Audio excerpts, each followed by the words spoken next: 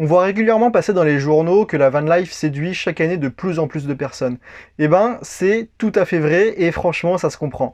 Parce qu'en fait, il suffit juste de faire un petit tour sur Instagram, d'aller sur le hashtag van life et ensuite de scroller pendant 5-10 minutes pour avoir envie d'aménager son propre fourgon et de partir sur les routes. Traduit littéralement, la van life signifie la vie en van, mais il faut clairement pas s'arrêter à cette traduction. En fait, c'est surtout le fait de vivre dans son véhicule aménagé. Du coup, bah, ça peut être un van, ça peut être un fourgon, ça peut être un camping-car, ou alors ça peut être une simple voiture. Du moment que le véhicule est aménagé, on peut appeler ça de la van life. Ça signifie qu'on parle avant tout d'un mode de vie. Et du coup, au même titre que chaque sédentaire a sa propre définition de sa vie, chaque van lifer, chaque nomade a sa propre définition de la van life. Et du coup, avec Jonah, on avait envie de t'expliquer comme ça ce que signifie la van life pour nous et ce que ça représente pour nous et pour notre vie. Alors déjà, la toute première chose, et c'est aussi la plus importante, c'est la liberté. La liberté que la vie en van nous offre, c'est celle dont beaucoup de personnes ne peuvent que rêver. Et donc déjà, on est tellement plein de gratitude juste pour ça. Et en gros, du coup, on parle de liberté géographique, on parle du fait d'avoir moins de factures à payer, notamment parce qu'on n'a pas d'abonnement à un fournisseur d'énergie, et puis on n'a pas de taxe d'habitation non plus. Et puis c'est surtout le fait d'avoir beaucoup moins d'obligations. En fait, pour nous, quand on vit dans son fourgon aménagé, enfin en tout cas dans un véhicule aménagé,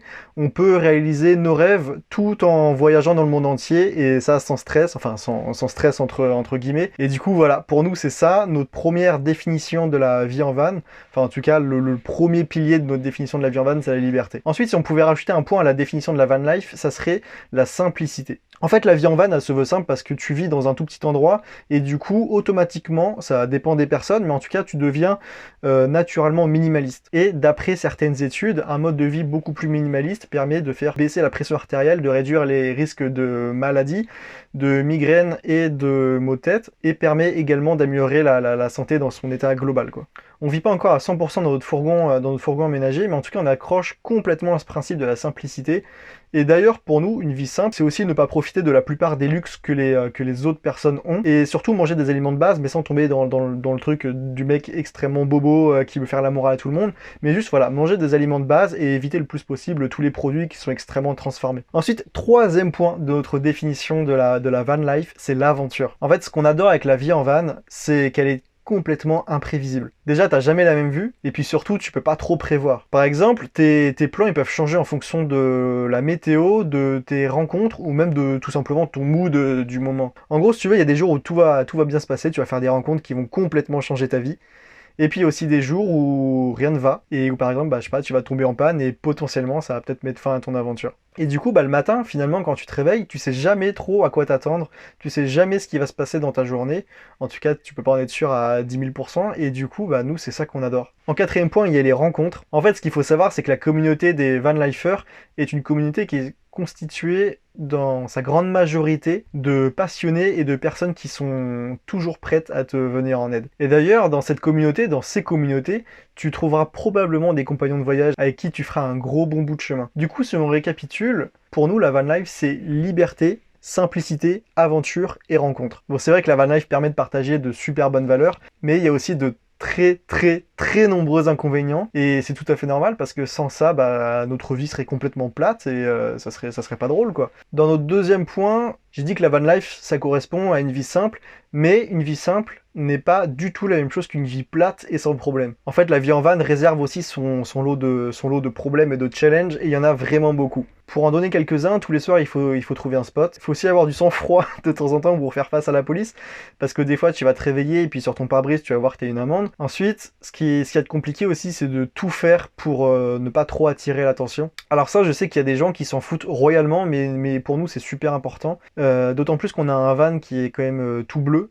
et du coup, bah, même si on essaye de faire attention, on attire quand même l'attention. Mais à chaque fois, on essaye de donner bonne impression. Si jamais on voit qu'il y a des gens qui nous regardent bizarrement, bah, peut-être qu'on va essayer d'aller vers eux pour essayer de discuter, et puis comme ça, ils vont comprendre qu'on est gentil, qu'on est respectueux, et puis qu'on fait pas de mal. Pour nous, c'est super important, parce qu'après, le problème, c'est que les gens ont une très mauvaise image de la vie en van. On a envie que la van life dure, on en a marre de tous ces arrêtés à droite et à gauche qui nous empêchent de nous garer. Du coup, bah, on essaye d'être le plus gentil possible avec les gens, et puis d'être surtout les plus compréhensifs possible, quoi. Le quatrième autre challenge, c'est de rester organisé parce que vivre dans un 6 mètres carrés avec déjà à deux, il y a nos habits, il y a tout le matériel pour vivre dans un fourgon aménagé, il y a tous les outils pour cuisiner, et du coup, bref, en fait, si on fait pas gaffe, ça peut vite être le vrai bordel, et du coup, il faut rester organisé au moins 90% de son temps, quoi. Ensuite, il faut aussi savoir un peu entretenir son véhicule parce que c'est à la fois notre moyen de transport et à la fois notre maison. Du coup, si on l'entretient pas, on peut plus se déplacer et puis on peut plus dormir dedans, donc on essaye de bien l'entretenir. Et au quotidien, c'est vrai que c'est un peu compliqué. L'autre challenge, qui est plus un problème qu'un challenge, c'est qu'on est complètement dépendant de la météo, et ça c'est complètement... Enfin c'est chiant. C'est aussi pour ça qu'on s'est pris en fait un van qui était quand même assez grand. Même quand il pleut, on peut rester dedans, on peut continuer de travailler, on peut jouer, bref, on s'arrête pas de vivre pour autant. Ensuite, il faut régulièrement devoir trouver des endroits pour se ravitailler en eau. Il faut aussi faire attention à sa consommation électrique pour éviter de tomber en rade. Il faut supporter de temps en temps ne pas se laver pendant 2 ou 3 jours. Il faut aussi supporter de quand on peut se laver, quand on peut enfin se laver, des fois ça peut être à l'eau froide. Même souvent c'est à l'eau froide. Il faut être capable de gérer le froid en hiver. Par exemple là, je sais pas si ça se voit, mais il fait pas très chaud. Il y a pas mal de buée quand je parle. J'espère que ça va pas être trop chiant d'ailleurs pour la caméra. Et dans le van, il fait 9 degrés. C'est pas mauvais, mais on a connu mieux. Et puis surtout, il faut être capable d'être ultra débrouillard. Parce que des fois, tu peux te retrouver bloqué en plein milieu de la nature avec ton van qui est complètement HS. Et donc là, t'as plutôt intérêt d'être débrouillard, surtout si la dépanneuse veut pas venir te chercher là où t'es. Et donc, voilà à quoi se résume la van life pour nous. Et du coup, d'après nous, et surtout d'après ce qu'on ressent, c'est un mode de vie qui se veut beaucoup plus simple, mais en même temps qui est extrêmement riche en expérience. Et c'est exactement ça qui nous fait kiffer avec Johanna. Bon, en tout cas, j'espère que cette vidéo t'a plu. Si tu veux aller plus loin, tu peux te rendre sur le blog Objectif Vie en Van, qui trouvera tout un tas d'informations sur la van life et le nomadisme digital pour accélérer ta transition vers la vie en van. Sur ce, je te dis à la prochaine. Ciao, ciao.